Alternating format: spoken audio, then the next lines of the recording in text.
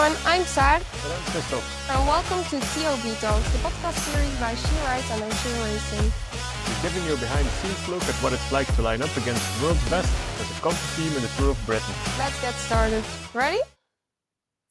Hi everyone, and welcome to the fourth and last episode of TOB Talks. We're the day after the final stage, and we have again a super exciting guest with us. Hi. Hi, I'm Shanara. Before we start, can you tell us a bit more about yourself? Sure, I ride for the CJ O'Shea racing team. I'm from South Africa. Actually the national champion of South Africa. And this is my second year riding with O'Shea. Mm-hmm. Yeah, that's nice. And of course, you're here because you were riding the Tour of Britain last week. But what are you doing when you're not riding your bike? I work part-time. I'm a motion graphics designer, which means I make animation for TV, actually, like advertising in stores and things like that. Nice. And how did you start riding your bike? How did it come into your life? My dad not always, I think when I was around 10, he started cycling, like mountain bike racing and things like that. That's not actually how I got into cycling. In South Africa, I had like no idea that cycling was something that you could do as a career actually, or pursue. So I actually picked it up a little bit later after university. I'd been riding a bike since I was like very small and like going on like the BMX track on my mountain bike and things like that. And like I'd done a bit of cycling while I was at university, but then when I was finished, I actually, I don't really know how it started. I just sort of wanted to do something with my time and my life. And I was like, I don't think, just sitting in an office is something that I really want to do. It's kind of boring and it sucks. So I wanted a little bit more out of life than that. Yeah, that's yeah a funny way to look at it, and to find the bike. And then something else. What type of rider are you? I'm an all-rounder sprinter, actually. Not that you'd guess I was a sprinter looking at yesterday's results. Yeah. I was pretty tired and I sort of mistimed things a bit. Yeah, but I'm sort of your all-rounder sprinter. Okay, that's nice. Yeah, that was on display in the third stage, right? That you're an all-round sprinter when you were riding with the best for like the biggest part of the race in the Queen stage. Yeah. So hey, before we head to your personal experience at Tour of Britain, let's get to the last stage. A little short general recap of the last stage in Glasgow. What was announced like a formality in Glasgow with a little crit turned out after a very chaotic third Queen stage in Kelso to be a very interesting battle for the GC finally between Ali Wollaston and the local hero Cat Ferguson. So with three intermediate sprints with each time 3, 2, and 1 bonus seconds to gain, it was all up for play, of course, between especially Cat Ferguson and Ali Wollaston. We can agree that still, as of today, Ali Wollaston is still a little bit better as a sprinter and has probably the better team of the two for the teamwork to do. So she won all intermediate sprints and she finished third in the finals bunch sprint at the end.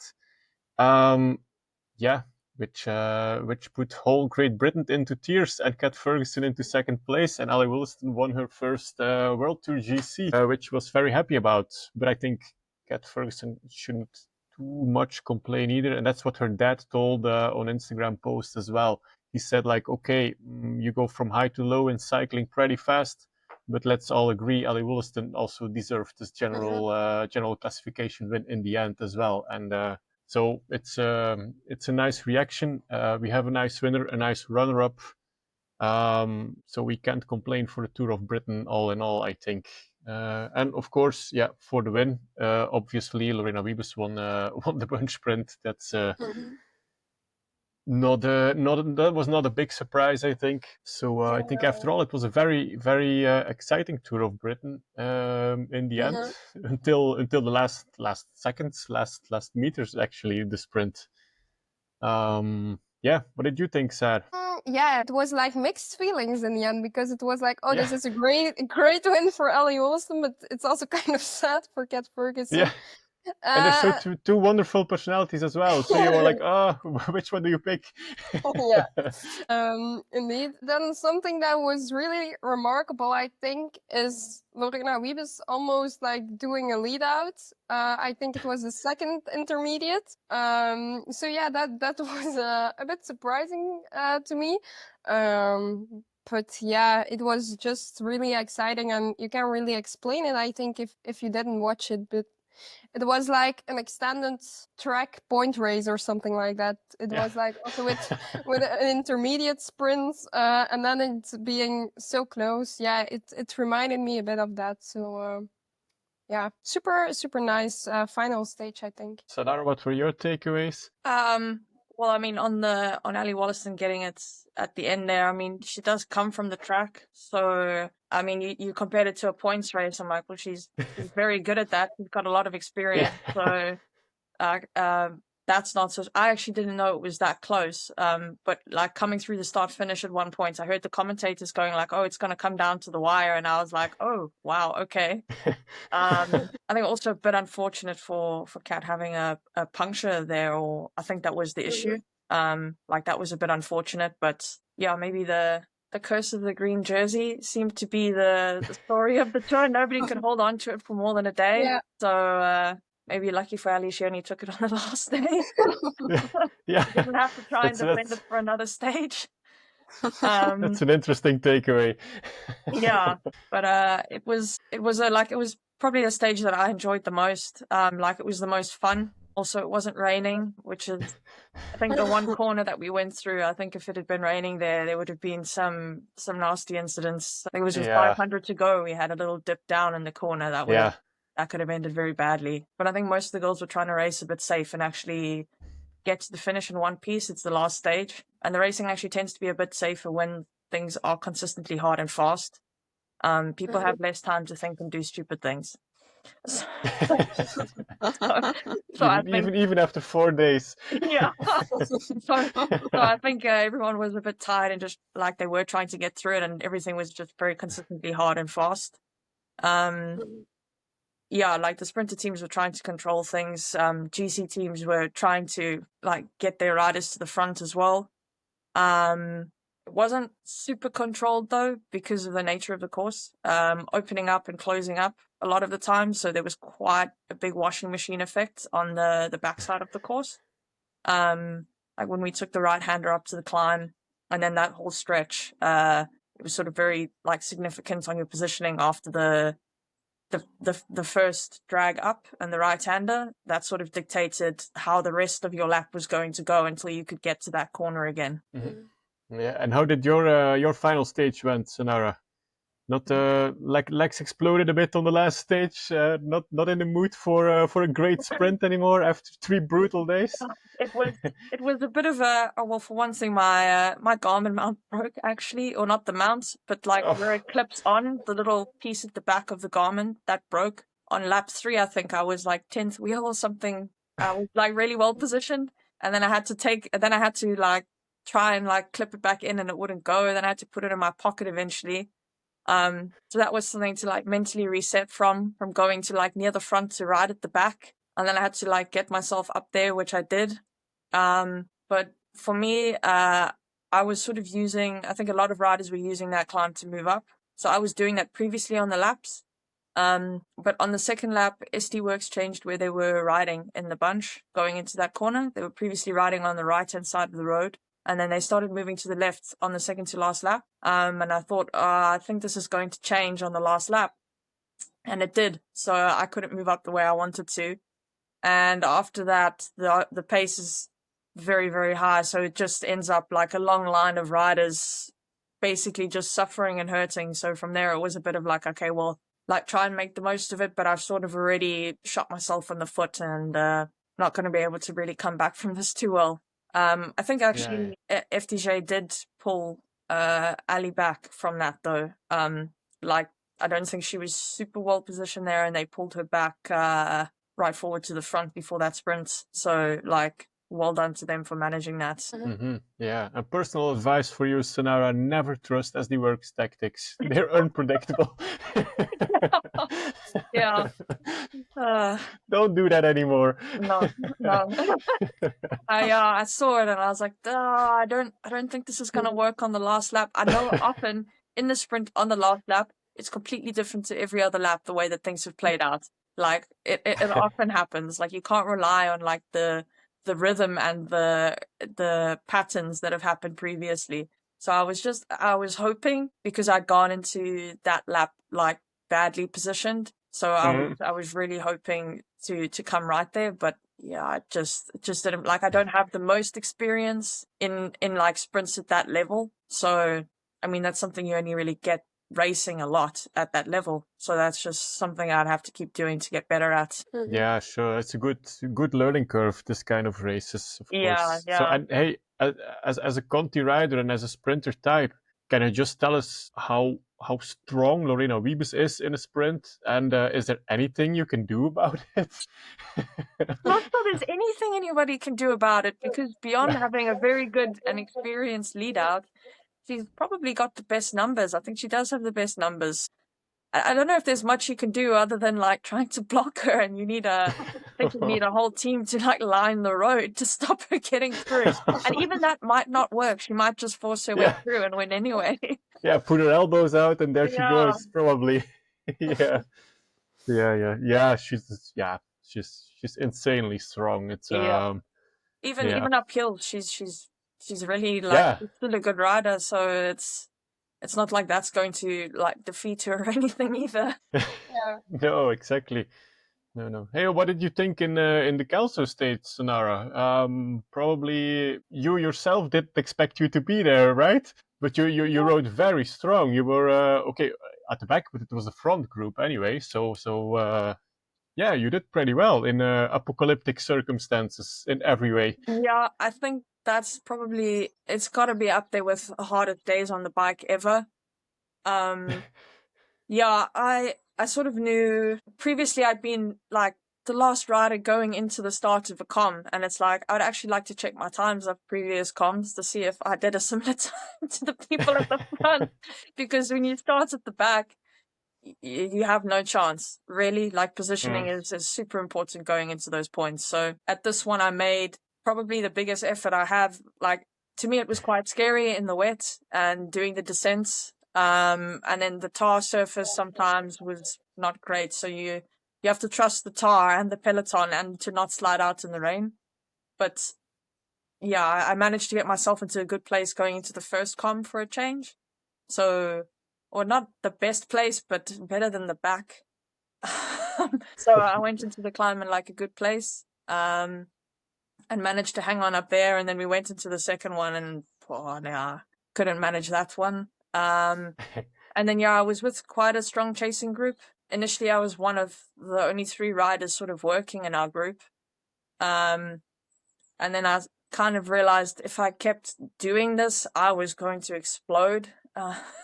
And I was not going to make it to the finish line. So I did go to the back there, which it would have been nicer to be nearer the front on the descents, because then you can see where you're going in the wet and there's less chance of somebody falling in front of you. So I was there for a little bit, and then actually I think we got we never got that far from the back of the peloton. We were always like a minute or something, but we got quite close, and then everybody was rolling and working together, and we managed to get back, which was, I mean, it was very surprising because we'd been there for so long. I thought that we have no chance of getting back.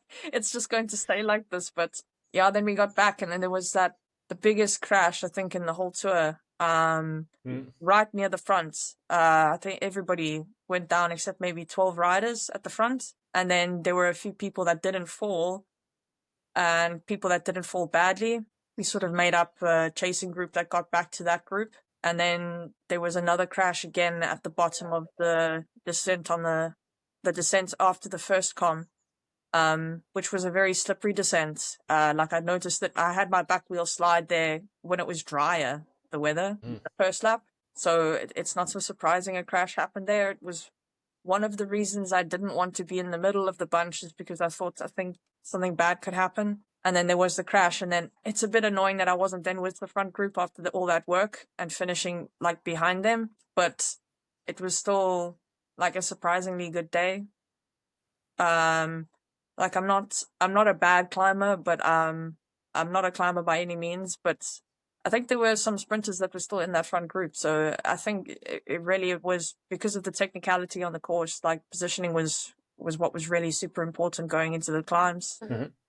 Yeah, like you said, Charlotte Cole ended up ninth in that stage. So we Yeah, were like, huh, yeah. what? How on earth? I mean, Yeah, I how's saw that her even there. possible? Yeah, it's Yeah. like, huh? Didn't make any sense that stage, like really.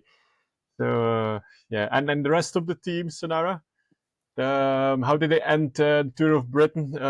All cooked, all exhausted, all in fumes. I think, I think everybody was exhausted at the end there. I think Emily was maybe the most disappointed on stage 3 because she tried very hard at the beginning to get away, but I don't think anybody was happy to let a break go. So, yeah, I think she was maybe the most disappointed that she couldn't get that away.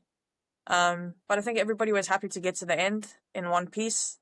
We had a lot of technical issues, actually with punctures and things during the race. I think on stage 2, I think every rider but myself maybe had an issue. So yeah, it was a lot of things for the team to deal with. But yeah, I think we did well to get a team finish, which means 3 riders finished. Yeah, we lost a rider on the first stage, then we lost a rider on the third stage, and then on the last stage, Ella, our youngest rider, she's only 19. Yeah, she just didn't have the legs anymore to hang on. So, like, very unfortunate to not get to finish, and she only had 1 lap to go as well. But yeah, I think the girls did really well. I think they did a lot better than the girls did last year on, especially on dealing with the bad weather on stage 3. I think like when you get that cold and it's that tough of a stage, yeah, the tendency is to want to just stop, like to make it stop. Yeah, my DS was behind me, and I told her to go back and give them stuff to keep them warm because I didn't want people stopping because they got too cold. Yeah. I know. And overall, a lot of XP points for the whole team in this race, I think. So very well done. And personally as well, Sonara. Like hats off. Good job. And so just to look back at it, what's the moment you're most proud of from the whole Tour of Britain and on the bike in general? Probably stage 3 is what I'm most proud of is getting through that stage where I did. Because when I looked at the route, that was the stage that I said that is the stage that suits me the least. Because of the going up and down constantly. I thought like stage 1 was the stage I actually liked the most, so I wish I'd done better there. But stage 3 was the one I liked the least, and I thought, no, I'm doomed. I'm going to go out the back, and I'm not gonna get I'm not gonna get a good time for the team here. So I'm probably the most proud of that stage. I think it was a stage that definitely would have fit in well with the Belgian classics. Yeah, it could be. Look like it. Yeah. So, and just in general, if there is just one thing people should know about racing the Tour of Britain as a continental rider, what should it be? I'm not sure. Can say multiple things too. That's also allowed. Racing as a continental rider. Or a World Tour race as a conti rider, yeah, in general. Yeah. You have to fight really hard for your place in the bunch. You don't automatically have respect because of the jersey that you're wearing. So I think that's something not a lot of people realize. But yeah, I think that's probably what I would say is you have to fight hard. And any conti rider that finished really well on GC, they had to fight as hard or harder than the riders who finished maybe in the top 10 to be in that place. Yeah. Yeah, that's a nice one. Then something completely different. Do you have like an ultimate dream in cycling? An ultimate dream. I'd like to be cycling full time and, and actually be paid to ride my bike. That would be very nice. Yeah. Yeah, we As understand. long Yeah. as it's not a desk job, right? No, it's terrible. I mean, like, yeah, one of the dreams I had was to win my national champs. That's obviously something I think every cyclist Mhm. dreams of. But like, I have at least accomplished that, so that's good. Mhm. Yeah, definitely a nice thing to win, actually. Yeah.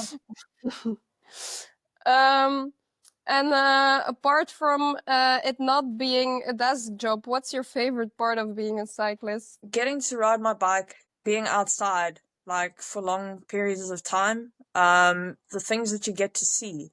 Like in South Africa, we sometimes do rides where you know that maybe only like one person ever has ridden on this road.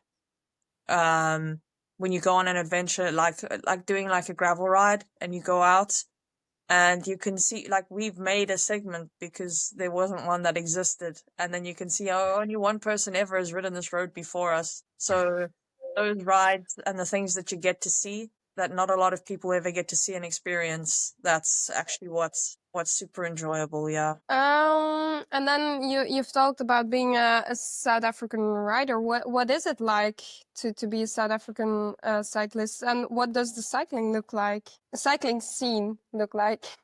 Okay. The cycling scene in South Africa is a lot smaller than in Europe, and the style of racing is very different because we don't have the same big teams there to sort of control and drive the pace and to keep things fast and hard. So a lot of the time it's very on the gas, off the gas. So when there's a climb, then it's very on, and then afterwards it's very off. And a lot of the times you end up in a situation where you're basically in a breakaway, or you're rolling with just a few riders because the peloton is just broken down to the point where that's all that's left of the group.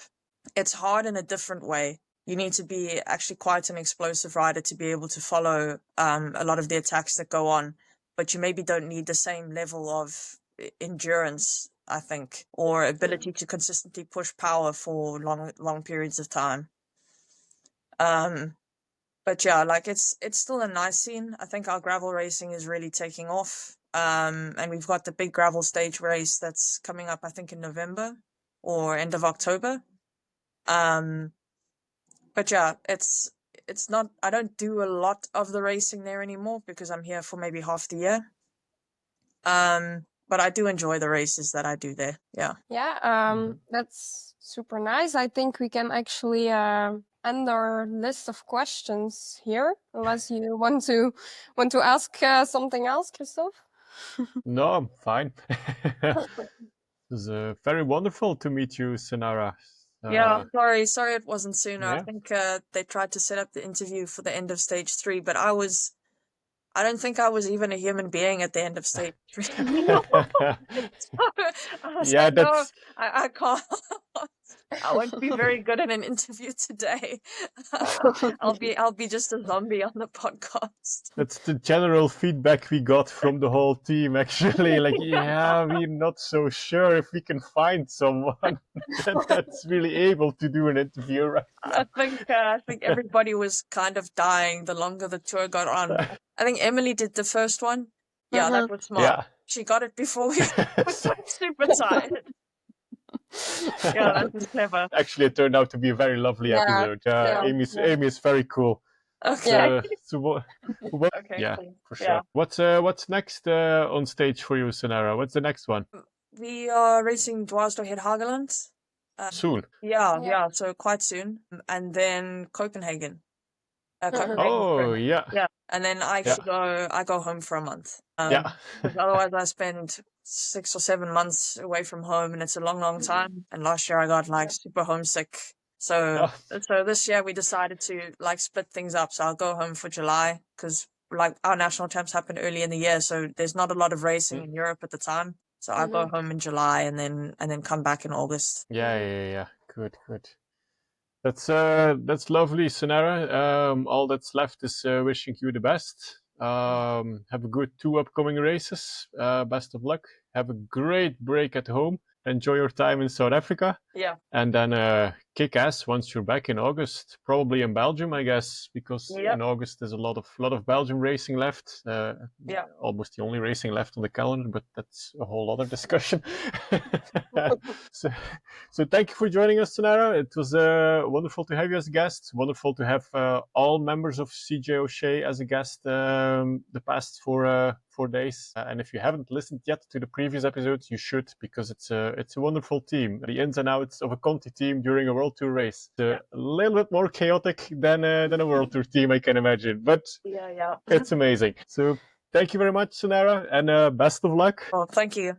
Okay. Nice Bye-bye. to meet you guys. Bye. Yeah. Bye. And then we'll just add a little latest news section and a short preview for the Tour de Suisse.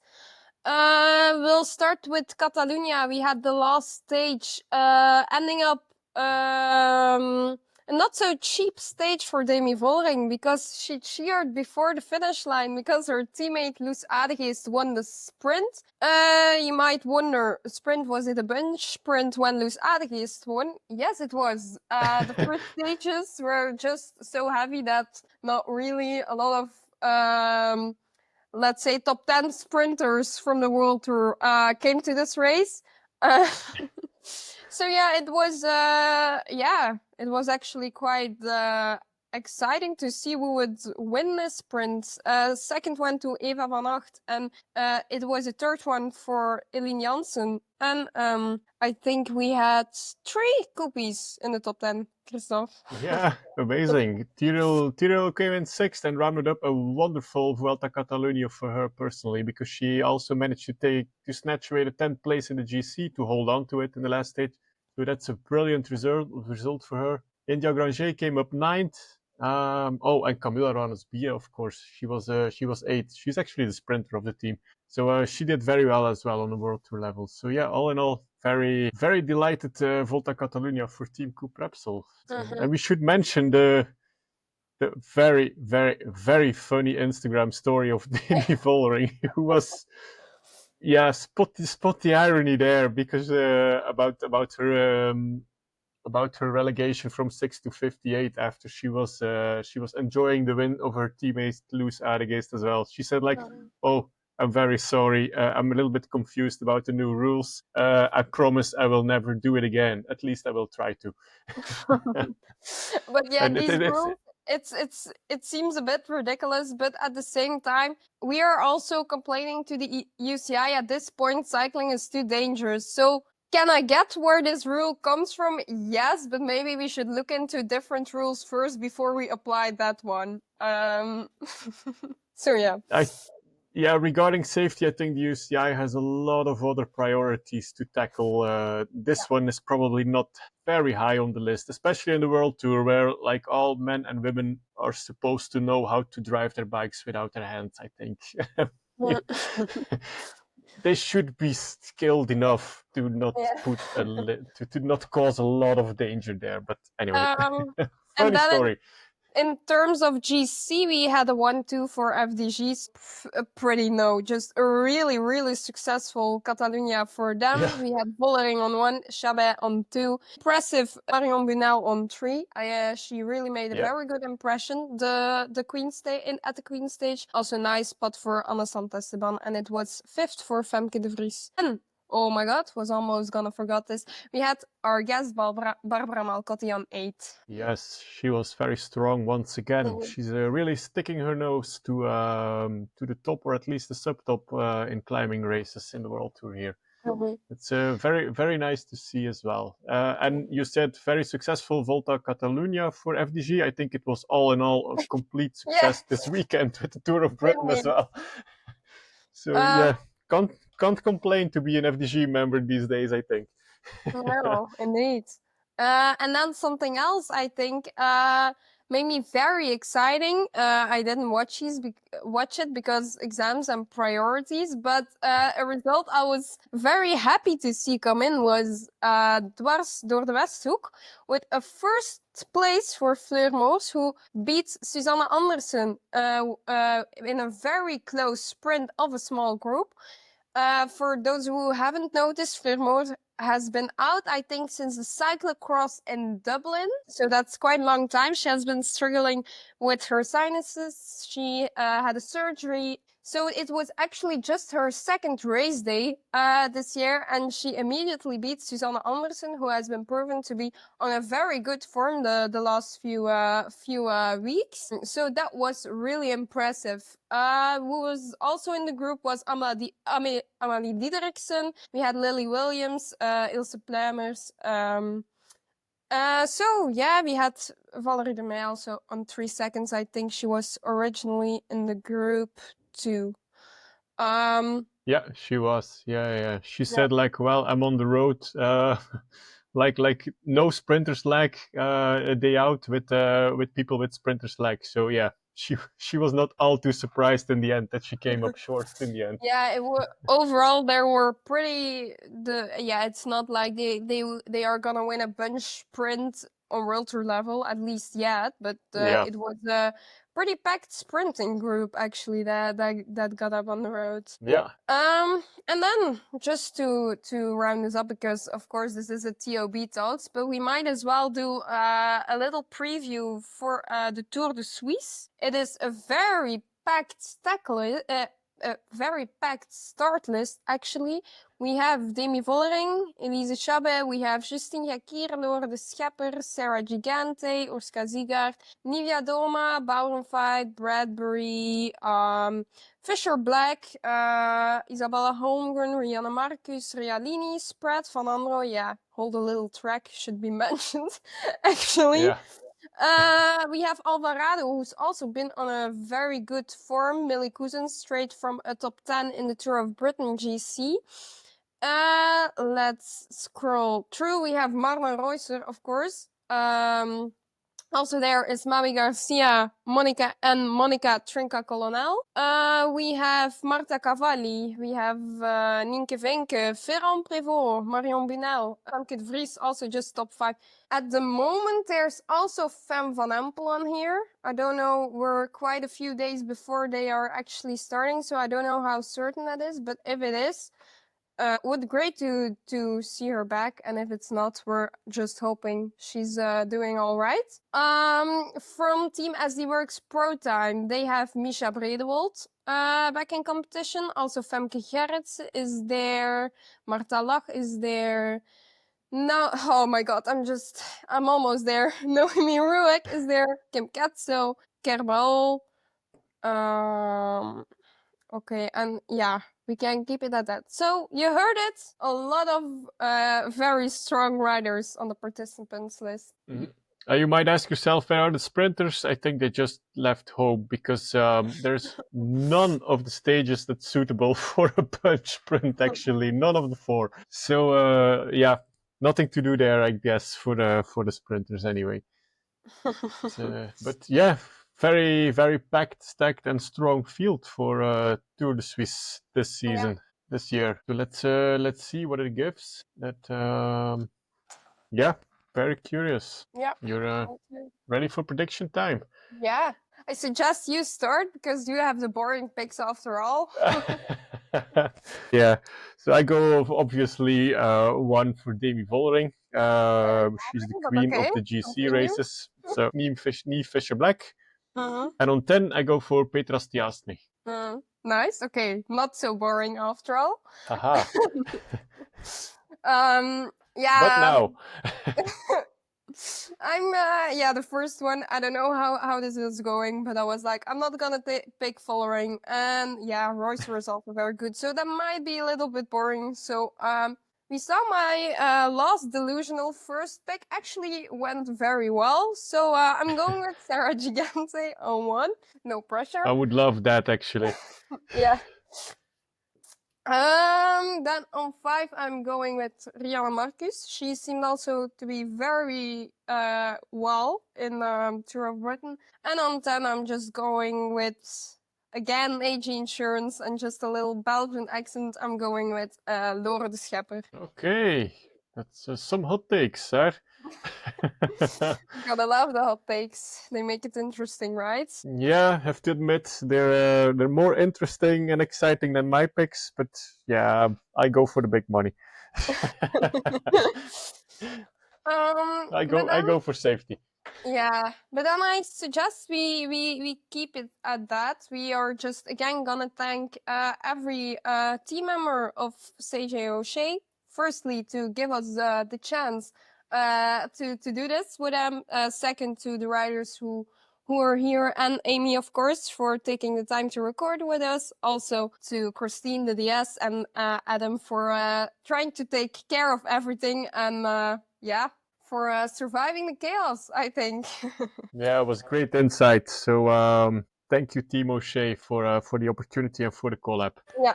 So that's a wrap for today's and the final episode of TOB Talks. Thanks for joining us. Hope you enjoyed this peek behind the scenes at the Tour of Britain. Thanks to Sonara for joining us today, and don't forget to subscribe on Spotify, Amazon Music, Apple Podcasts, or YouTube so you won't miss the next episodes. TOB Talks is brought to you by She Rides and O'Shea Racing, and as always is powered by KTM Endurance Coaching. Thanks for listening to She Rides, where women's cycling takes the lead. Keep watching the fun, and we'll catch you at the next one. Bye-bye. Bye.